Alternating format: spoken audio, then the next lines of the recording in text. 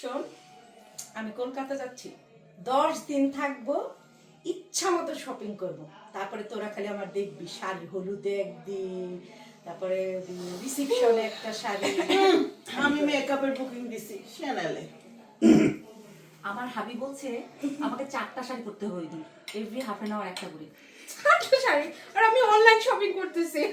আমার যাবো বলেছে আমাকে মিনিমাম $3000 শপিং করতে শাড়ি, মাত্র 4টা শাড়ি নিয়ে পড়েছে।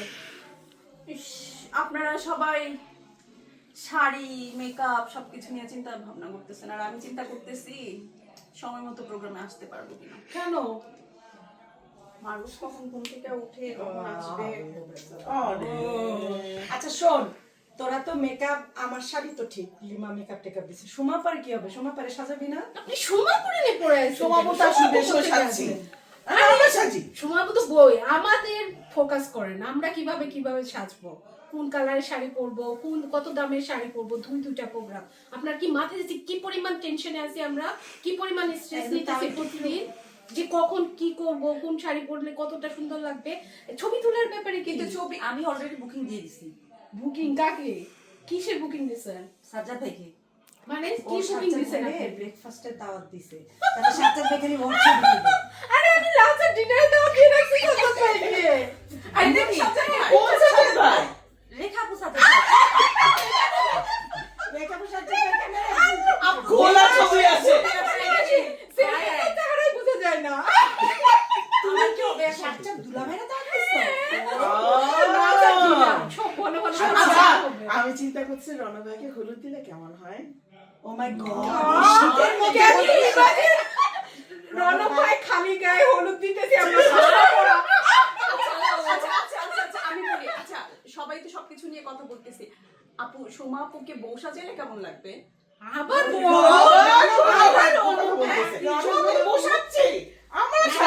কিন্তু তোমরা যদি আমরা কি সাজবো সেটা চিন্তা করি। না, কিন্তু তোমরা বুঝতেছো না, রণব ভাই পক পক করে জীবনটারে বাইর করে ফেলবো। রণব ভাই সুমা পারে বাইরেই রাখো। আমরা আমাদের কথাই বলি। আমরা উপলক্ষ ওনাদেরকে সাজবো আমরা। রণব ভাই এটা একটা কাজ করলো, এই 2 দিন ব্যাপী প্রোগ্রাম, 25 বছরের প্রোগ্রাম, এখন আবার তো উনার ব্যাচের পোলাপানগুলি একটু ক্লিয়ার প্রেসারে পড়ে গেল না, এখন উনাদেরও তো করতে হবে। কিরে আমু কি অবস্থা? আমরা কি খুব পিছায় আছি নাকি 25 বছরেতে? কি কর? হ্যাঁ কিরে, তোর তো সবার আগে। না আমি তো সবার পিছনে, আর কিন্তু আমার কথা হলো এই আর এত অনুষ্ঠান এটা কেমনে কি চিন্তা করছো 2 দিন, একদিন বলে কি গায়ে হলুদ, আরেকদিন বলে বিয়ে, মানে 2 দিনের ড্রেস। এটা তো আমাদের বউরা তো মানে খালি এরা তো আছে খালি মানে ওই যে আছে না ঢোলের বাড়ি, আর মানে খালি এদের দিতে বাকি। এখন তো 2 দিন প্রোগ্রাম, মানে এরা তো আর নাওয়া খাওয়া নাই, খালি কোথায় ড্রেস কিনবো, কোথায় কি কিনবো, আমাদের তো অবস্থা তাই। আগে ভেটো দিও না, তুমি বাবির সাথে একটু আগে কথা বলে নিও। আমার মনে হয় কথা বলছো? একটু হোম মিনিস্ট্রিতে আলাপ করে এটা হল করে নাও, এত বিপ্লবী কথাবার্তা বলো না। কথা বলছিস রে।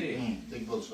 কি আর করা, এখন বড় ভাই দাওয়াত দিছে, চল যাই সবাই রেডি টেডি করে। আমরা কি পুরো জামা কাপড় দিয়ে চালাই দিব না? হ্যাঁ, আবার শীতকাল তো, মানে তার জ্যাকেটের নিচে খালি জাহাজটা পরেই যাবো না। হ্যাঁ। আমাদের কেন ওরা কিনলে কিনুক, ওইটা আমরা ম্যানেজ করে নিব। আর এই পুরো কাপলদের প্রোগ্রাম গেলেই হলো একভাবে।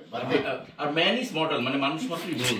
কাজেই রনক ভাই আসে না যে নায়িকা তো খইবাজ, কোনো কাম নাই কাম। তাই ভালো হয়েছে, একদিকটা উনি শুরু করে দিল, মনে করো এখন থেকে পরের ব্যাচে সবাই প্রোগ্রাম দিল। আর আমাদের সিরিয়াল আসতে দেরি আছে। কি কওয়া যেগুলো আমাদেরও করতে হইব। আরে দেরি আছে, সেকেন্ড ব্যাচ, থার্ড ব্যাচ, বহুত ব্যাচ বাকি আছে। বহুত দেরি। ওকে, তাহলে কি আর চল যাই, চল যাই, চল যাই। তুই নাকি 3000 টাকা মানে 3000 তো কমই দিছে রাজন। আর বড় বড় কমই দিছে। তোর যা তোমরা এত শব্দ শুনছিলাম যে আরে ক্যাশ ম্যাচ কি তুই সাথে কথা বলা যাবে। গাম্ভীর্য। ওই যে লেমন ভাই আগামী বছর ওমরা হতে যাবে, তো ওইটা নিয়ে কথা বলবো। না রনক ভাই, এই যে ইফতার টিফতার এগুলো নিয়ে আমরা খুব চিন্তায় আছি, কিভাবে ভাব গাম্ভীর্য নিয়ে দুইটা পার্টি যদি করা যায়, মানে একটা পূজার একটা ইফতার। এগুলো নিয়ে আমরা খুব চিন্তায় আছি। প্রতি বছর